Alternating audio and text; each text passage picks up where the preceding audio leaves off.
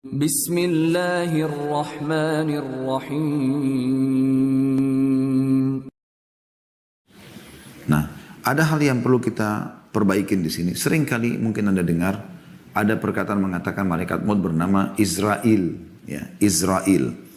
Maka coba kita telusuri di sini teman-teman sekalian, sumber tentang malaikat maut bernama Israel itu adalah berita dari Israiliyat, bukan dari syariat Nabi Muhammad SAW. Israel maksudnya informasi dari ahli kitab sebelum kita.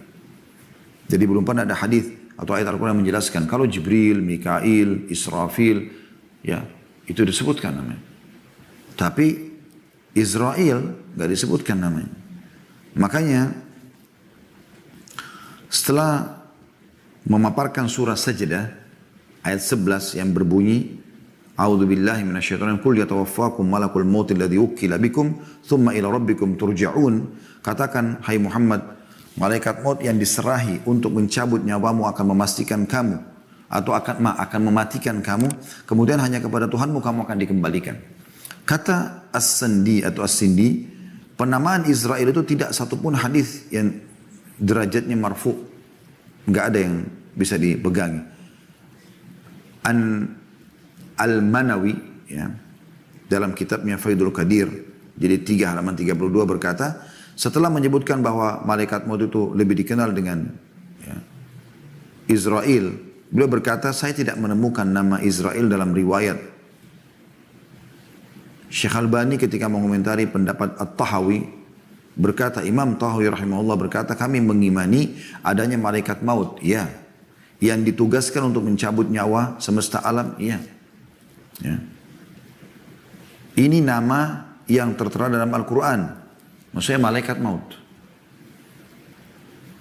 Adapun penamaan malaikat maut dengan Israel sebagaimana yang sering dikenal manusia selama ini tidak ada sumber dasar dalilnya, akan tapi bersumber dari Israiliyat. Syekh Utsaimin rahimahullah, salah satu ulama Saudi yang sudah meninggal rahimahullah, berkata malaikat maut dikenal dengan nama Israel umumnya di masyarakat, namun ini tidak benar karena itu bersumber dari athar Israiliyat, maksudnya riwayat daripada orang-orang ahli kitab. Kita tidak wajib mengimani nama Israel tersebut. Jadi kami menamakan malaikat pencabut nyawa itu dengan malaikat maut karena Allah Ta'ala sendiri berfirman dalam surah Sajdah tadi, Qul yatawaffakum malakul maut alladzi wukkila bikum, katakanlah malaikat maut Allah menamakan dengan begitu, yang diserahi untuk mencabut nyawamu untuk akan mematikan kamu. Ya, jadi ini perlu kita sampaikan tentang masalah nama, ya, yang dipakai atau sering disebarluaskan oleh orang-orang, ya, tentang masalah malaikat maut itu.